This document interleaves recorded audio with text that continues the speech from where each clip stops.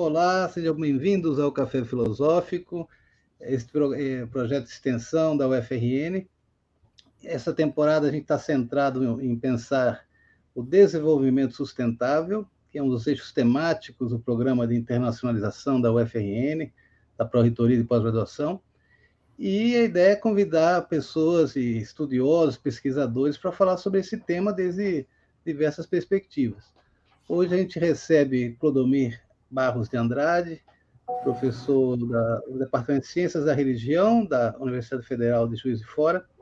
Bem-vindo, Clodomir, é um prazer tê-lo aqui mais uma vez. O Clodomir é doutor em Ciências da Religião e o tema hoje, que você vai nos falar um pouco sobre Henri David Thoreau, é muito interessante porque você também agora está lançando um livro nos Estados Unidos sobre a obra de Thoreau, e tem muito a ver com essa discussão que a gente está querendo propor aqui. Então, vamos lá, vamos tentar passar para o pessoal um pouco dessas ideias principais desse pensador americano. Bem-vindo, Clodomir. Já começaria já te perguntando como é que você vê desde a tua área de atuação, filosofia, ciências da religião, a ideia básica de se pensar um desenvolvimento sustentável, né? Parece que é algo pacífico entre todos, mas talvez seja algo que demande uma certa reflexão que ainda não está clara para nós, né? Então, eu queria já passar a você essas primeiras impressões sobre o tema. Boa tarde, professor Oscar. É um prazer, obrigado pelo convite. Muito feliz em retornar aqui ao Café Filosófico. Bom, é verdade, eu acabei de lançar um livro nos Estados Unidos chamado Thoreau's Pedagogy of Awakening, que em português seria a Pedagogia do Despertar em Thoreau, né? O Thoreau, que infelizmente não é um autor ainda muito conhecido no Brasil. Thoreau, que é um pensador, escritor, um poeta, um naturalista americano, que nasce em 1817 na cidade de Concord, no estado de Massachusetts, na Nova Inglaterra. E o Thoreau, ele tem uma característica muito interessante, porque ele viveu no momento em que a Revolução Industrial estava começando na costa leste americana, né? A cidadezinha de Concord fica a cerca de 50 quilômetros de Boston, que é uma das capitais intelectuais e econômicas dos Estados Unidos, da costa leste. Então, o Thoreau ele teve uma experiência de vida muito interessante. Ele foi para a Universidade de Harvard, ainda jovem, e ao retornar da Universidade de Harvard e retornar para a sua cidade, Concord, lá ele vai ter a oportunidade de encontrar talvez o grande intelectual americano do século XIX, Ralph Waldo Emerson, que infelizmente também não é muito lido, apesar de ter sido um autor muito influente durante o século XIX. O Emerson, então, vai colocar o Thoreau sob as suas asas, e o Thoreau, então, vai começar a fazer parte de um círculo de pensadores, pensadoras, pedagogas, pedagogos, escritoras, poetas, que ficou conhecido sob a rúbrica geral de os transcendentalistas, né?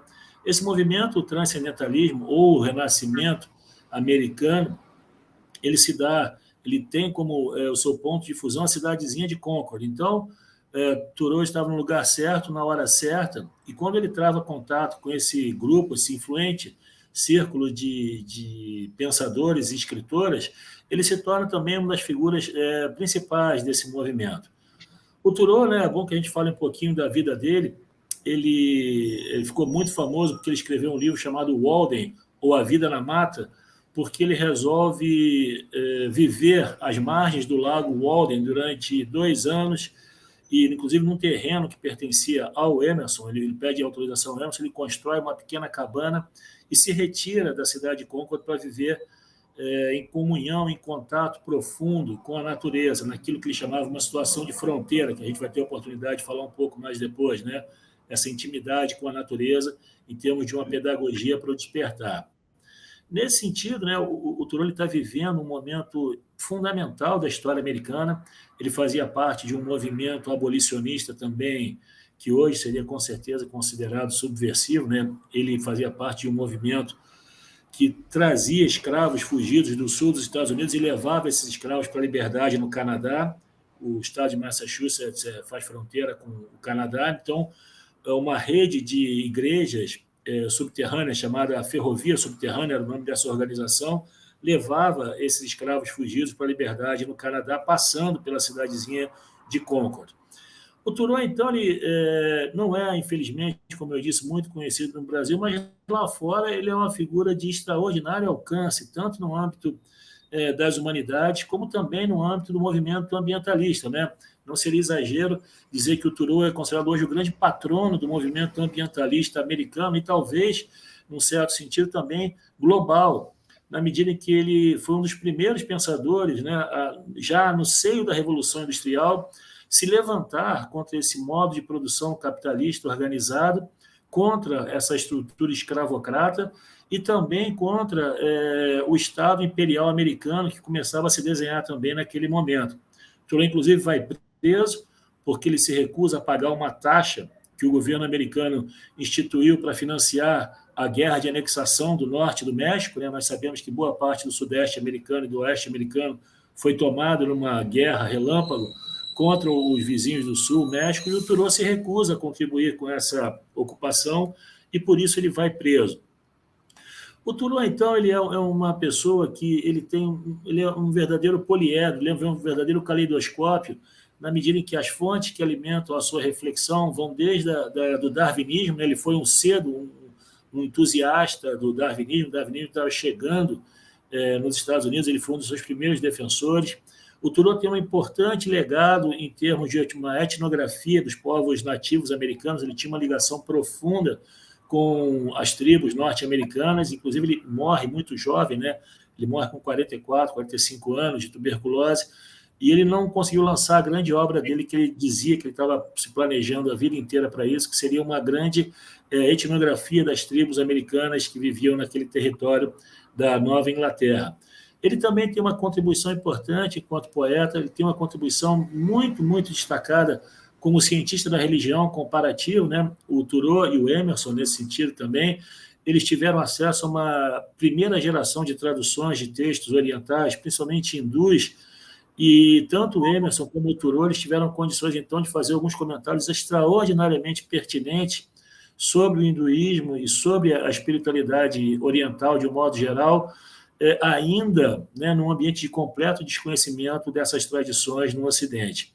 E, finalmente, o Thoreau também vai ter uma extraordinária importância como um pensador, né, como um filósofo. E hoje, a academia filosófica, tanto americana quanto global, começa a reconhecer na obra do Thoreau um valor extraordinariamente importante, tanto do ponto de vista de uma ética ambiental, e esse é um assunto já muito, muito bem trabalhado lá fora, infelizmente não também aqui no Brasil, como também o Thoreau, ele é, por direito, um extraordinário autor, um grande escritor que merece ser lido também pela beleza da sua prosa, pela profundidade das suas reflexões. Então, é importante contextualizar um pouquinho o trabalho dele, porque ele é um pouco desconhecido no Brasil, e talvez agora a gente possa passar para a sua pergunta, que seria essa questão do desenvolvimento sustentável.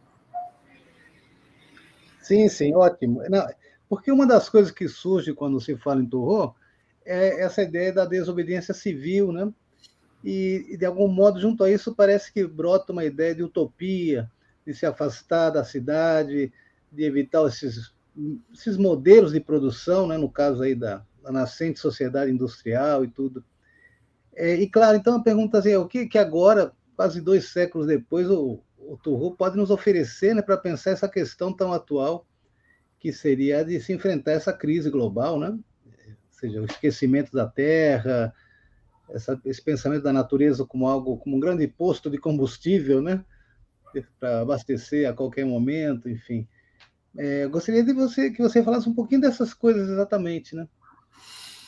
Perfeito. Eu acredito que a grande contribuição do Thoreau, mais do que um elenco de ideias ou práticas, apesar de ele também dar algumas sugestões, seria, antes de mais nada, uma certa atitude filosófica, um certo convite a uma meditação, na medida em que o Thoreau parece acreditar que o nosso problema, todos esses nossos problemas, todo esse elenco de crises que nós estamos assistindo, tanto a crise epidemiológica, a qual nós acabamos de sair, né? Tanto quanto a crise da tecnociência, tanto quanto a crise do capitalismo tardio, com as suas desigualdades, num certo sentido, tudo isso já estava presente, né, no momento em que o Thoreau estava escrevendo. E a primeira coisa que o Thoreau parece que tenta nos chamar a atenção, muito mais do que nos transmitir um elenco de conteúdo já previamente mastigados ou concebidos por ele, seria pousar um olhar sobre a condição humana. Então, se eu acredito que eu entendi um pouco do que o Thoreau está falando, a primeira contribuição do Thoreau é propor uma nova antropologia filosófica. Nós sabemos que, desde a Grécia e também a partir do texto do Gênesis, da Torá judaica, que foi absorvida pelo cristianismo, há um constante e progressivo movimento de desvinculação do ser humano ao mundo natural. Essa ideia se torna particularmente cristalina com o projeto cartesiano da modernidade ocidental de matematizar o cosmos, dividir corpo e espírito e dividir de um universo unilateral o ser humano e a natureza. A primeira coisa, então, que o Thoreau nos convida a fazer é exatamente refletir acerca desse afastamento. E, nesse sentido, talvez a grande contribuição do Thoreau não seja exatamente uma tese, mas uma experiência de vida que ele leva a cabo, como eu disse já, ao se afastar da cidade de Concord e passar 2 anos e meio morando, indo e vindo a Concord com alguma frequência, mas levando uma vida de aquilo que nós chamaríamos de autossuficiência até os anos 80. Ocorre que, quando a gente fala de desenvolvimento sustentável, o que nós estamos falando parece que é, antes de mais nada, um oxímoro, né? Uma grande contradição em termos, porque se nós refletirmos acerca do que significa o desenvolvimento do ponto de vista econômico ou do ponto de vista da tecnociência, talvez fosse mais importante falar não um desenvolvimento sustentável, mas, dado o estado avançado de degradação planetária, de degradação ambiental e de objetificação da condição humana, falar, antes de mais nada, da salvação de uma certa humanidade. Porque, como o Thoreau já via lá no início da Revolução Industrial, né, com o processo de produção fabril na Nova Inglaterra, um afluxo de imigrantes muito grande da Irlanda, a questão migratória já era uma coisa candente naquele momento nos Estados Unidos, a questão da tecnociência, né, Thoreau assiste à instalação da primeira ferrovia que ligava Concord a Boston, ele vai se perguntar muito sobre essa questão da tecnologia e também desse novo modo de produção capitalista, né? Um capitalismo organizado do ponto de vista de uma sociedade industrializada. E a conclusão que o Thoreau chega é uma conclusão que parece profética, na medida em que ele vai dizer que esse modo de reduzir a natureza e agora também, né, de reduzir o ser humano ao recurso, aquilo que nós chamamos de ressourcismo, né? Inclusive agora nós falamos de recursos humanos, ou seja, o ser humano deixa de ser uma componente absolutamente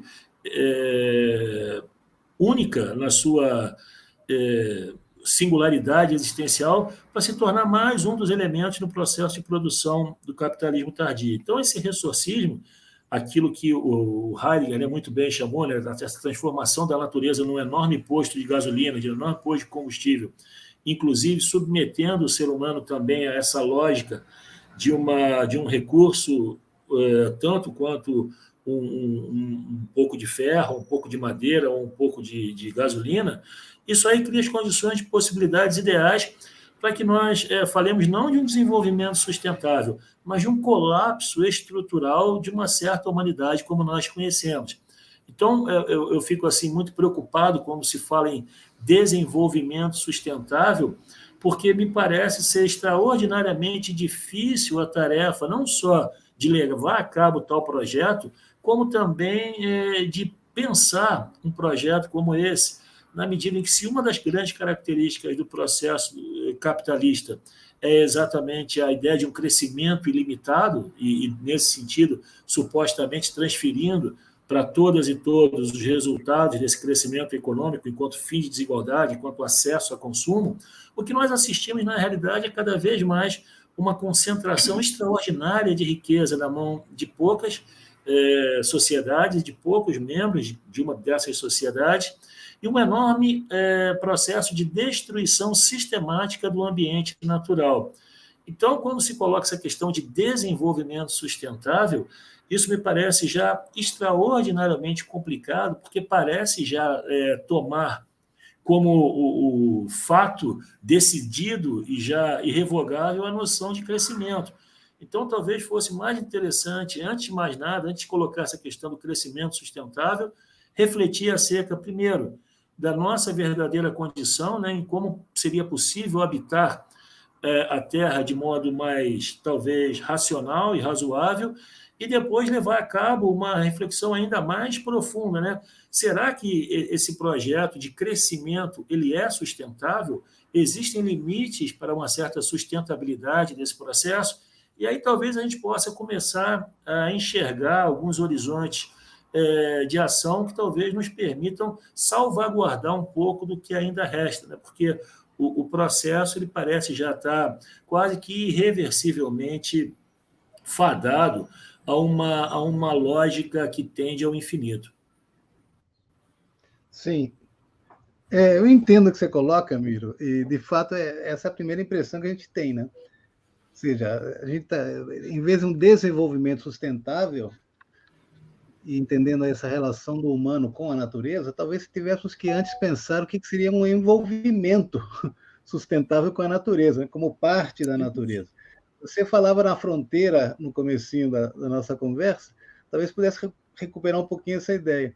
Mas antes disso, tem uma coisa que é importante, né? Que é essa ideia que você lembrou agora há pouco com Heidegger, que Heidegger fala, olha, a natureza se transformou nesse grande fontes e recursos, né? Um posto de abastecimento e tudo mais, inclusive o próprio humano também se vê envolvido nisso. Mas, ao mesmo tempo, ele aponta para esse perigo, que é, de fato, um perigo não só ôntico, no sentido que tudo pode acabar de fato, mas também de um sentido ontológico, na medida em que algo do humano se perdeu aí, e esse algo é justamente esse compromisso para com tudo que é, como esse ente que abre sentido para todas as coisas. Então, há um perigo. Não te parece que, de algum modo, quando se começa a discutir o quão sustentável pode ser o desenvolvimento, ou simplesmente a existência humana sobre a Terra, que aí também é uma descoberta de que o perigo também de guardar o que salva?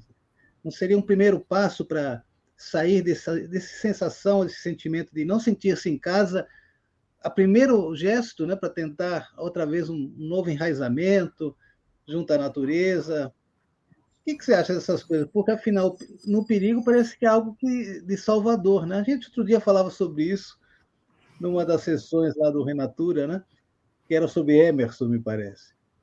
E talvez seja um pouco por aí, né? Ou ao menos, não sei se algum espírito otimista se apoderou de mim hoje, porque simplesmente é óbvio que está vendo isso, né? Temos limitações, os próprios cosmólogos já querem nos deixar para trás a Terra, mas será que podemos renunciar à Terra desse modo tão definitivo, sem que isso implique no fim da espécie, vamos dizer assim? O que você acha? Olha, se o Hölderlin estava certo, de fato, se onde dá-se o perigo, dá-se também a possibilidade da sua salvação, talvez o Thoreau eles tenham uma contribuição interessante, porque, não obstante, né, todos os problemas que ele vislumbrava na tecnociência, ele se recusava terminantemente a fazer uma leitura muito simplista de que a tecnociência é má e devemos nos afastar ou devemos voltar para uma suposta condição primordial, né, afastado de toda a tecnociência. Não, muito pelo contrário. O Thoreau estava muito antenado com todos os processos da tecnociência. Ele próprio ele foi um dos principais articuladores e criadores, junto com o historiador natural Agassiz, do Museu de História Natural da Universidade de Harvard. Então, ele estava perfeitamente enquadrado dentro de um certo modelo de tecnociência que vigorava na época, e ele ajudou, inclusive, a introduzir o darwinismo na academia americana. Mas quando a gente fala de aquilo que poderia ser feito em termos de uma possibilidade de salvaguarda de uma nova morada na Terra, talvez o Turô tenha alguma contribuição a dar, no sentido não de refutar completamente aquilo que a tecnociência nos abre, porque a tecnociência, em última análise, ela é um grande ponto de interrogação, né? Nós não conseguimos enxergar o grande nexo causal de onde ela vem, para onde ela está nos conduzindo, né? Nós estamos aqui como se fosse uma lanterna na popa de um navio navegando no mar tempestuoso, mas a lanterna da nossa popa ela só está iluminando o passado, né? É como se nós estivéssemos dirigindo um carro numa autoestrada escura, em alta velocidade, e com a única luz ligada fosse a da ré, fosse a luz da lanterna traseira. Então, nós conseguimos enxergar com muita clareza o nexo causal, o último, né? Assim, em termos de uma concatenação imediata da tecnociência, daquilo que aconteceu recentemente. Mas aquilo que é um desdobramento num nexo causal para além dessa visão mais imediata, nós, de fato, não conseguimos vislumbrar para onde a tecnociência está nos conduzindo. E mais do que isso, né? Eu estava falando um pouco da fronteira e do trem chegando em Concorde, e o Turô ele vai resgatar, inclusive, a possibilidade do discurso mitopoético como sendo uma espécie de fio de Ariadne que nos conduziria para fora desse labirinto da tecnociência, enquanto possibilidade de nós determinarmos com muita clareza o âmbito e a esfera de atuação de cada uma dessas instâncias da produção poética humana. Porque se o ser humano produz também tecnociência, ele produz também poesia, ele produz filosofia, ele produz sabedoria. E, nesse sentido, parece que o Turô está nos querendo dizer, e tem uma passagem muito interessante no Walden, quando ele vai fazer uma mitologia do cavalo de fogo, né, da ferrovia chegando, ele vai quase que fazer um epos homérico da chegada do trem, da passagem do trem, pela sua propriedade, né? O Turô morava nesse lago Walden, na cabana, e a poucas dezenas de metros passava o trem, indo de Concorde para Boston. E ele ouvia o trem passar de manhã e de tarde, ele fazia poesias para o trem, ele ouvia a música do telégrafo, né, que era a tecnologia de ponta da época. Ele dizia que aquele fiozinho do telégrafo que passava e vibrando, né, era uma espécie de harpa eólica. Então, não se trata, antes de mais nada, né, de dizer que a tecnociência é um grande mal e nós vamos nos tornar agora anti-ciência, né, e vamos deixar de nos vacinar ou qualquer tipo de trogloditismo dessa natureza. Eu acho que, antes de mais nada, o que vigora é um convite para uma reflexão profunda acerca da própria condição humana, né? Se nós não pararmos e nós não pensarmos exatamente qual é a nossa verdadeira constituição, e aí, enquanto ente, você muito bem colocou a questão ôntica, a questão ontológica, a coisa ela parece que se esgarça na medida em que, como nós sabemos, né, não dá para parar, não dá para brecar a tecnociência e também o modo de produção capitalista. Então, num certo sentido, resta aquela velha pergunta: o que fazer? O que pode ser feito? Bom, o Turô propunha a ideia de fronteira, né? E por fronteira, e a ideia de fronteira na América novecentista ela é muito, muito importante, né, por causa daquela questão da expansão americana para o oeste. Então, a ideia de fronteira ela é uma ideia muito grata a Turô, porque o Turô acreditava que no interstício da fronteira, né, é possível conhecer um pouco do outro, é possível conhecer mais a si mesmo e criar as condições de possibilidade de uma vida harmônica, né? Nós tendemos a imaginar a fronteira como um hiato entre desconhecidos ou inimigos ou adversários, mas a fronteira para o Turô é exatamente esse espaço intersticial onde é possível se acostumar, onde é possível se acomodar, onde é possível conhecer, se abrir um pouco para essa experiência do outro, da alteridade, e ao se abrir essa experiência de alteridade para o outro de forma especular, se conhecer melhor. Nesse sentido, né, o que o Turô está falando é uma coisa muito antiga, né, aquele velho projeto ocidental que começa lá na parede do Templo de Delfos, né, Gnote, Saon, conhece-te a ti mesmo, e que vai desembocar, em última análise, em toda essa civilização ocidental que nós estamos agora assistindo de forma hegemônica, espalhada pelo planeta Terra. Então, se na verdade, né, o nosso futuro, a nossa fatalidade é retornar à nossa Constituição mais originária, partilhando um pouco desse seu otimismo hoje, talvez a salvação que nos seja possível seja exatamente um resgate do próprio projeto filosófico de autoconhecimento ocidental que vigia, né, que vigorava lá na origem, né, nas praias da Jônia, quando o próprio projeto da tecnociência e da filosofia do pensamento ocidental se cristalizam, ou pelo menos se desenha pela primeira vez.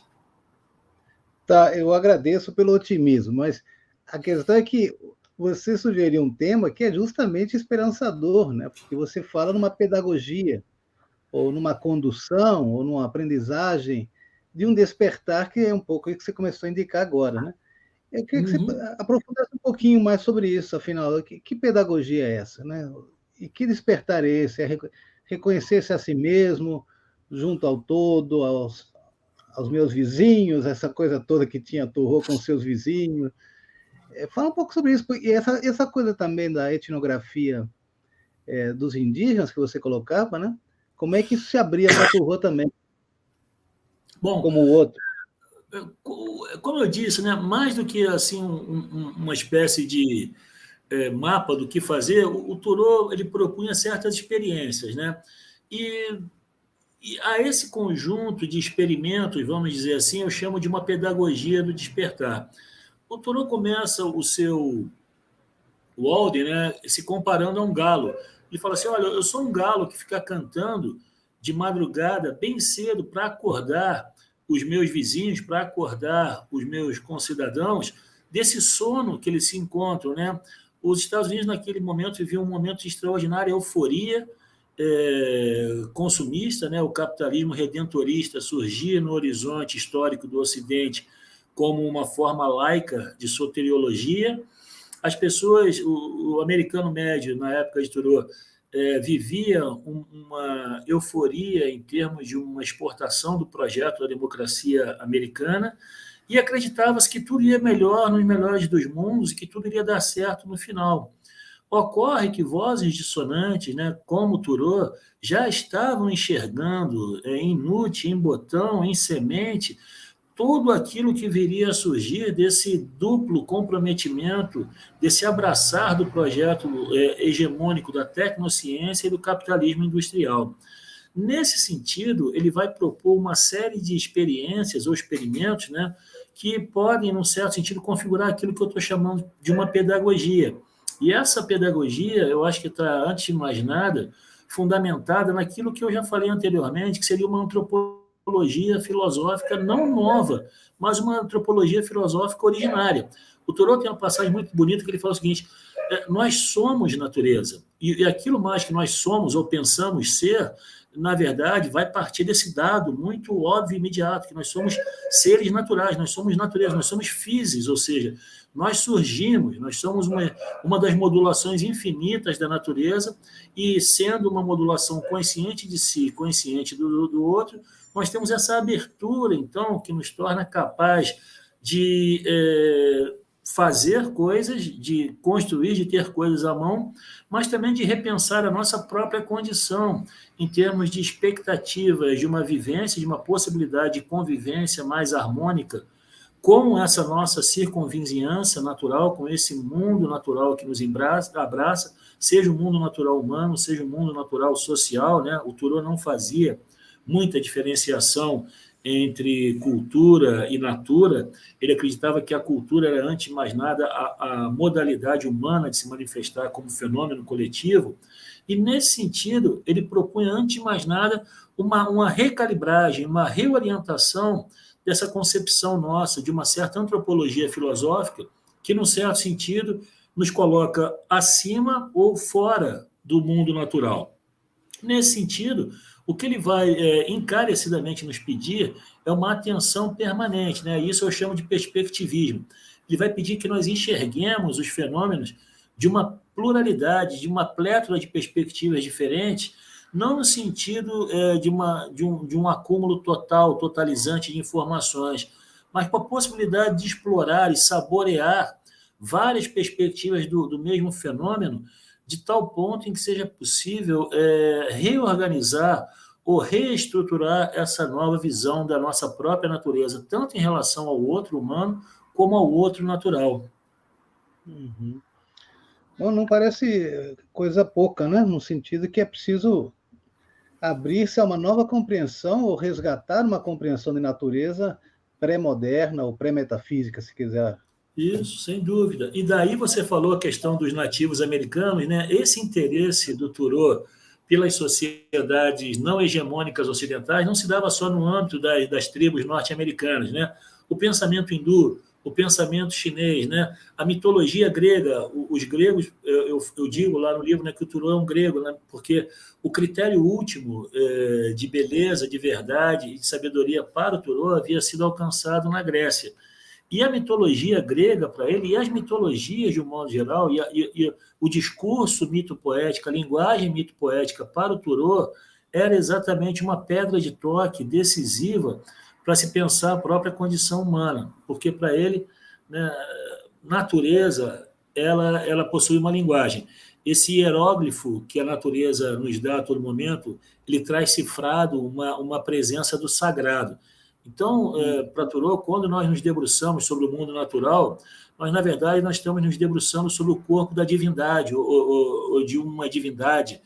E isso aí é muito interessante, porque ele nos recoloca numa dimensão de relacionamento com o mundo natural, que é uma realidade que só pode ser considerada como sacralizada, né? E, nesse sentido, eu fico sempre me lembrando da frase do Heidegger na entrevista lá da Stern, que ele diz que só um Deus poderá nos salvar, né? Mas ele não diz que tipo de Deus. Talvez seja uma divindade do mundo natural, Pan, ou Dionísio, ou uma divindade ligada à Terra, ou quem sabe Gaia, né? Nós temos hoje aí uma teoria sofisticada da natureza de Gaia, né? Pensada tanto por cientistas da natureza como por pensadores. Então, quem sabe não estamos às bordas de um neopaganismo que vai procurar uma convivência mais harmônica com a tecnociência e esse capitalismo globalizado. Essa é uma coisa muito interessante, né, Clodomir? Porque, de fato, parece que a Terra, como conceito, não chega a ser pensada, né? Ela cai no esquecimento na tradição metafísica, tanto quanto o ser doente, como diria Heidegger, né, que cai no esquecimento. Então, claro, as transformações que a natureza aparece, né, a partir da modernidade, como recursos minerais, o que seja, né, hídricos, tudo vai se transformando nessa grande fundos de reserva, né? É uma leitura estranha para a gente, mas onde encontrar outro tipo de interpretação? E a saída do Thoreau, eu diria assim, é não ocidental ou pré-ocidental, algo que está fora do Ocidente, porque senão realmente é muito difícil encontrar indicações para pensar essa natureza, né? Ou Terra, ou Físis, ou Hérode, ou como você for chamar, né? Pachamama também, se quiser. Ou talvez seja a ocidental originária, né? Porque se nós lembrarmos da teogonia de Hesíodo, né? No princípio era essa abertura, era o caos. Depois é Gaia. Gaia surge como limite, né, de constituição de nossa última instância. Né? Nós somos terra e para ela voltaremos um dia. Então, acho que, num certo sentido, se é verdade que o Nietzsche falava uma coisa muito interessante, né, da necessidade de fidelidade à terra. Né? Ele fala lá no prólogo do seu Zaratustra, né, que nós devemos ser fiéis à terra. E essa fidelidade à terra ela é muito interessante, porque o Thoreau era um contemporâneo de Nietzsche, né? E ele também estava falando uma coisa muito parecida, ou seja, a necessidade desse enraizamento humano em Gaia, na Terra, parece, antes de mais nada, um convite à própria percepção da vascularização do sagrado na própria constituição mais originária, tanto nossa quanto da constituição última da existência. E, nesse sentido, quando a gente fala de Gaia, ou de Erde, ou de Pachamama, o que nós aparentemente estamos falando é de uma angústia, de um mal-estar saudosista, né? Como se algo está faltando aqui. E alguns autores vão dizer que o que nos falta, na verdade, é esse enraizamento, né? As nossas pernas cada vez mais afundarem em Gaia e os nossos braços se levantarem cada vez mais para o céu, né? Inclusive tem uma passagem bonita, né, do Heidegger, né, que ele recupera aquela passagem do Gorgias de Platão, quando ele vai falar da comunidade, né, da koinonia entre o céu, a terra, o humano e o divino. Então, se as balizas ontológicas, se o horizonte da nossa existência é, de fato, esse desvão entre o céu e a terra, nós somos, em última análise, né, filhos da terra e do céu estrelado, ou seja, nós somos ainda os pósteros desse hierogamos, desse casamento originário mais arcaico do céu e da terra. E quando a gente fala dessa convivência, dessa koinonia, ou seja, dessa unidade comum, dessa comunidade entre o divino e o humano, a terra e o céu, parece que nós estamos nos aproximando muito de, pelo menos, um novo horizonte, uma nova paisagem que nos permita resgatar não só uma experiência anamnética de pertença ou de copertença a uma grande família cósmica, né? Tanto nossa família humana, tanto das vozes esquecidas e subalternizadas pela tecnociência, pelo capitalismo, como também com a velha mãe Gaia, ou seja, talvez o perigo esteja tão grande, nós estejamos nos aproximando de uma situação limite tão grande, em que talvez a própria Gaia esteja nos lembrando a todo momento que o que falta talvez seja essa recuperação dessa experiência genealógica mais arcaica, mais profunda de pertencimento a ela. Isso, Muito bem. Boas palavras, Clodomir, para encerrar essa nossa conversa. Bom, é isso, eu acho muito interessante, realmente. Eu te agradeço, então, a tua participação. As pessoas vão assistir, vão colocar seus comentários, depois a gente fica ligado nisso. Então tá, quer completar alguma coisa, Clodomir, antes que a gente encerre aqui? Olha, eu agradeço o convite, professor Oscar, sempre um prazer conversar com você e deixar só essa fagulha, né, esse convite a essa meditação, né, a importância de uma nova, ou de um retorno a uma concepção mais antiga, né? E eu só finalizaria lembrando, né, que talvez o segredo esteja lá no começo, né, naqueles pensadores arcaicos, porque nós lembramos muito de Tales de Mileto como geógrafo, como cartógrafo, como engenheiro, como matemático, mas nós não lembramos do Tales poeta e do Tales teólogo, né? O Tales falava uma coisa muito interessante, né? Tudo está cheio de deuses, né? Ou seja, onde está esse divino, né? Onde está esse divino que se esconde aos nossos olhos, mas que está aí vascularizando a totalidade da existência? Então, o Heidegger falava uma frase bonita nesse sentido, lá no seu livrinho Heráclito, né? Ele falava o seguinte, né? Os gregos eles foram extraordinários porque eles conseguiam olhar para o ordinário e, no ordinário, no comum, ver o extraordinário. E, nesse sentido, ele falava que a essência da física, a essência da natureza, nada mais é do que a experiência da possibilidade da presença ou da proximidade do divino e do sagrado. Então, eu me despeço com essas belas palavras e agradecendo mais uma vez aí a oportunidade. Tá bom. Obrigado, Clodomir. A gente se fala em outra ocasião. Um grande abraço. E você que está nos assistindo já sabe que semana que vem tem mais. Até lá.